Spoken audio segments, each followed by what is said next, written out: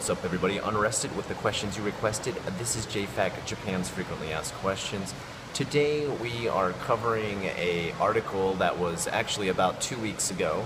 I did a video on it, and the cicada in the background of the video were so loud that when I tried to listen to the video after recording it, I could barely hear myself talk. So I'm going to try and record this again.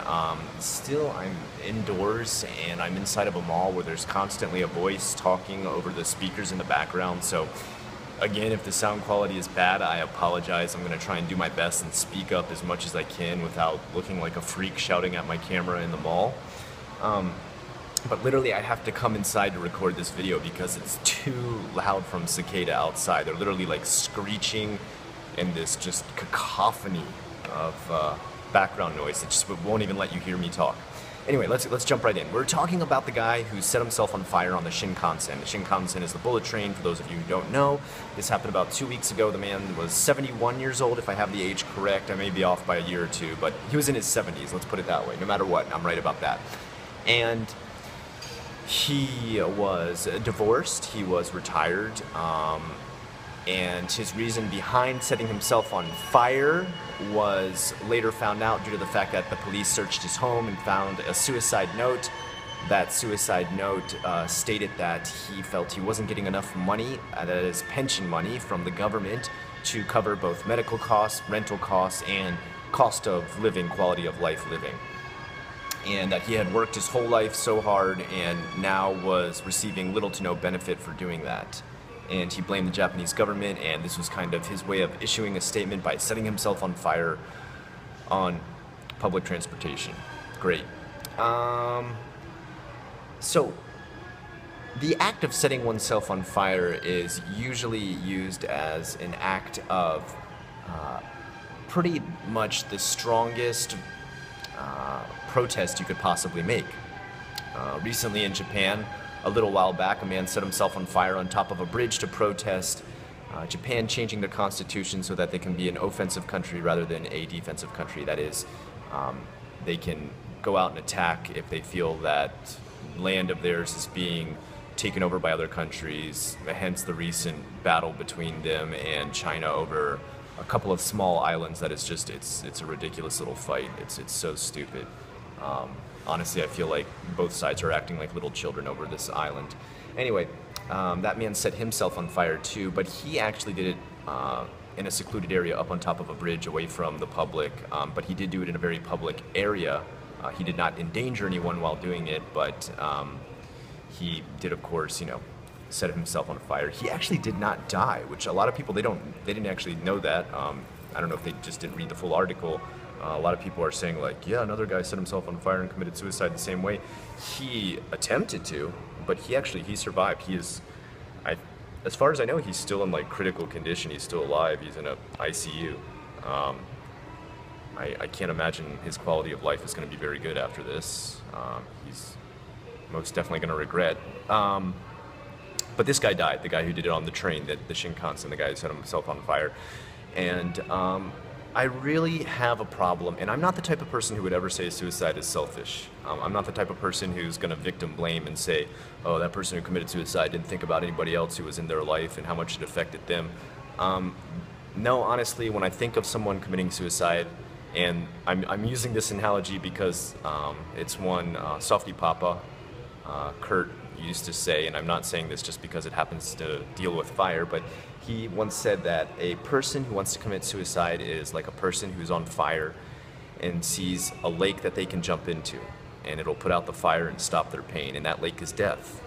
And that's what I see. I see a person who just wants to put out the pain, who wants to stop the pain, who thinks like the only way they can extinguish that pain is by jumping into that lake, which is death.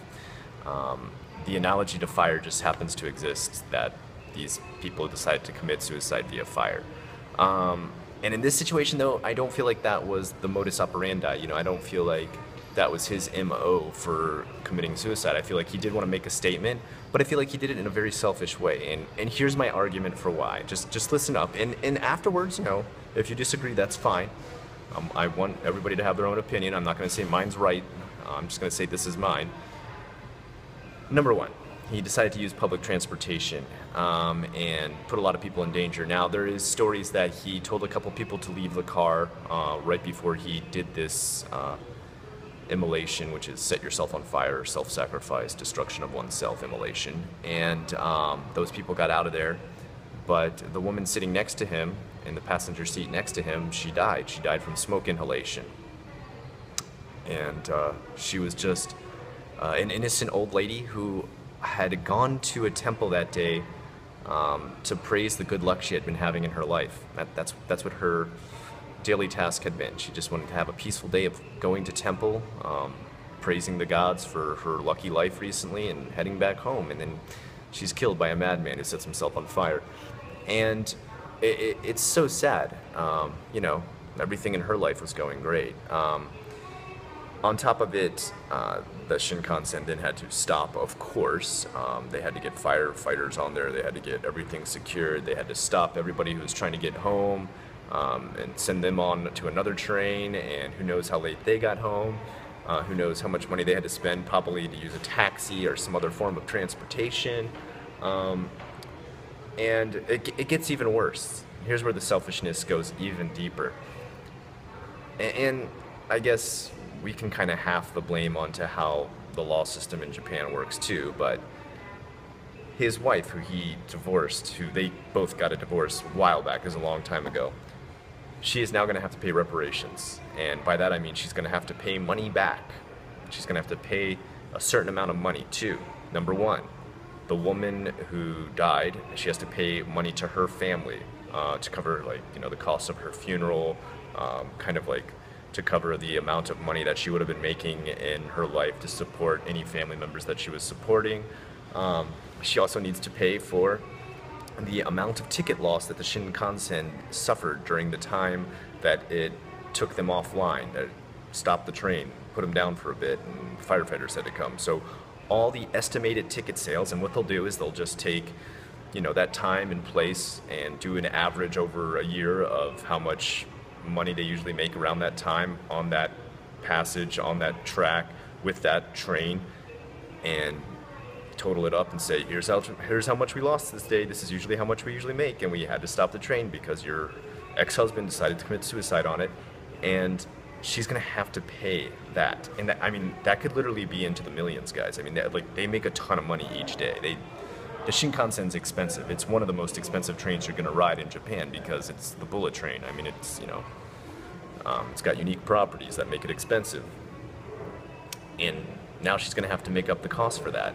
And she has nothing to do with this. I mean, she most likely divorced the guy in the past because he used to do selfish stuff, I'm guessing. I mean, this is, you know, complete guessing here.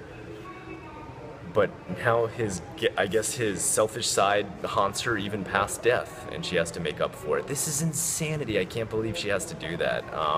And again, like I said, this is, you know, I put the blame on that guy, but I guess I also have put the blame on the way Japanese laws work. I think that is a very, very unfair law to have to make someone who's not even really blood related, because, I mean, you're married, you're not actually blood related, pay for the damages a guy who you tried to get away from did to people you have nothing to do with. I mean, that sucks. That's horrible. You know, and again, like I said, if you guys don't feel like this guy was being selfish, that he had a right to make this statement, personally, I feel there's other ways to make this statement. Like I just said, the other guy who committed suicide up on that bridge did it away from bystanders and people he could injure. He still got seen, he still got his message across, people were still, you know, abhorring the horrible act, but he didn't injure anybody except himself. So, I don't know. And I mean, do you have to set yourself on fire, and do you have to do it on public transportation, a place where you know there's going to be an ample amount of people? You know, there's other public ways to do stuff that won't injure people, that won't put people in harm's way. I don't know, guys. Crazy with fires in Japan recently. The guy sets his house on fire with 8 kids in it, and another guy sets himself on fire while he's on the Shinkansen. I don't know if it's summer heat driving people insane or what. I mean, but again, please, the crime rate here is so low in comparison to my own country. I really have nothing to complain about. Okay, I'm not trying to say like, look at how crazy Japan is. So many other countries, so much crazier, so much crazier than Japan. My own country is way crazier than Japan. So please don't think I'm just out to like make the culture look like a form of entertainment and say woe is me for living here. I still love Japan. Japan's awesome. It's safer than any country I've ever lived in my life. It's an awesome country. That being said, I want to hear your thoughts. I want to hear your feedback. I want to hear your comments on the situation. Do you think this guy was selfish? Do you think this guy was in the right? Do you think there's a better way to make a statement to the government about how you think you're being treated as far as pension money? Apparently this guy was getting something like $700 in pension money a month and was paying something like $400 for rent and $200 for medical costs, leaving him with only $100 to live on for 1 month per month in Japan, which is, I mean, that's not very easy. That would be incredibly difficult. I can sympathize with him, at least as far as money is concerned, that would be incredibly difficult to live on. Anyway, guys, comment back. Let me hear what you got to say. Until next time, I'm unrested with the questions you requested. This is JFAQ, Japan's frequently asked questions. Thanks so much.